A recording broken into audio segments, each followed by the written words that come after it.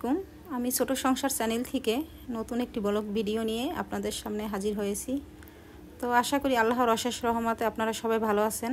আলহামদুলিল্লাহ আমিও ভালো আছি। তো এই ফাঁকে আমি একটু মেহেদি গাছের পরিচর্যা করে নিলাম। তো মেহেদি গাছের ডালপালাগুলো একটু কেটে দিলাম, ডালগুলো অনেক লম্বা লম্বা হয়ে গেছে এই জন্য। আর অন্যান্য গাছের তুলনায় দেখা যায় মেহেদি গাছের ডাল কিন্তু খুব সহজ এবং তাড়াতাড়ি লম্বা হয়ে যায়। তো এই জন্য একটু ছাঁটাই করে দিলাম যাতে এর গোড়া থেকে আবার বিভিন্ন শাখা প্রশাখা হয়। আর এই ফাঁকে আমি একটু সমস্ত গাছগুলোতে পানিও দিয়ে দিলাম। তো এখন রান্না করতেছি দুপুরের জন্য খিচুড়ি রান্না করব। তো এই জন্য মুরগির মাংসটা একটু কষিয়ে নিলাম। আর এখন এই তো ধুয়ে রাখা সেই চাল ডালগুলো দিয়ে দিলাম।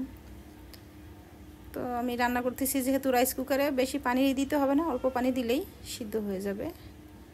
তার আমি একটু আলু দিয়ে দিব খিচুড়িতে। আমি আবার একটু আলু খেতে বেশ পছন্দ করি, সেটা আমার কাছে ভালোই লাগে, তাই একটু আলু দিয়ে দিব।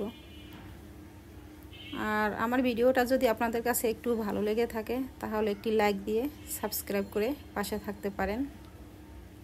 তো আজকে তো কয়েকদিন যাবত ঢাকার সমস্ত রাস্তাগুলোতে প্রায় হাঁটু পানি। তো এর ভিতর দিয়ে যাদের বিশেষ প্রয়োজন তাদের তো বের হতেই হবে, কিছু করার নেই। আর আমরা যারা আছি বিনা প্রয়োজনে বের তো হবই না, এবং বেশি দরকার না হলেও আমরা সেক্ষেত্রে বের হই না। তো এই তো আমি খিচুড়ি খাওয়ার জন্য একটু বেগুন ভাজা করে নিব, সেজন্য একটু সরিষার তেল দিয়ে দিলাম। তো বেগুনটা যদি ধৈর্য ধরে খুব আস্তে আস্তে উল্টে পাল্টে ভাজা যায়, সে বেগুনটা খেতে কিন্তু অনেক মজার হয়। তো আমি একটু চেষ্টা করব সেভাবে ভাজার।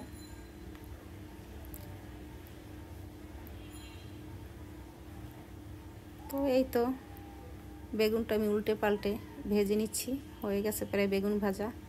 তো এই তো আমরা দুপুরের খাওয়া দাওয়া শেষ করে বিকেলে চলে আসলাম হাতিঝিলে বাচ্চাদের নিয়ে। তো আমরা একটু এই যে লেকে ঘুরতেছি ট্রলারে। তো বাচ্চারা তো খুব খুশি, ট্রলারে ঘুরতেছে, তাও আবার পানির মধ্যে। তো ওরা খুব আনন্দ পাচ্ছে।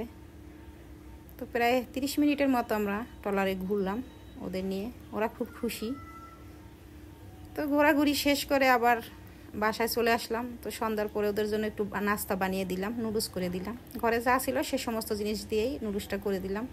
তো এই যে একটু চিকেন দিয়ে দিলাম আর একটু টমেটো কুচি দিয়ে দিলাম। আর আমি হাতে বানানো যে নুডলসের মশলাটা হয় ওই মশলাটাই আমি দিয়ে দেব। আমি বাইরের মশলাটা একটু এড়িয়ে চলার চেষ্টা করি, যেহেতু আমার ছেলে মেয়ে খাবে, তাই আমি এই মশলাগুলো হাতে বানিয়েই দিই। তো এই তো আমার নুডলসও হয়ে গেল। তো আজ এ পর্যন্তই। আপনারা সবাই সুস্থ থাকবেন, ভালো থাকবেন, আমার জন্য দোয়া করবেন।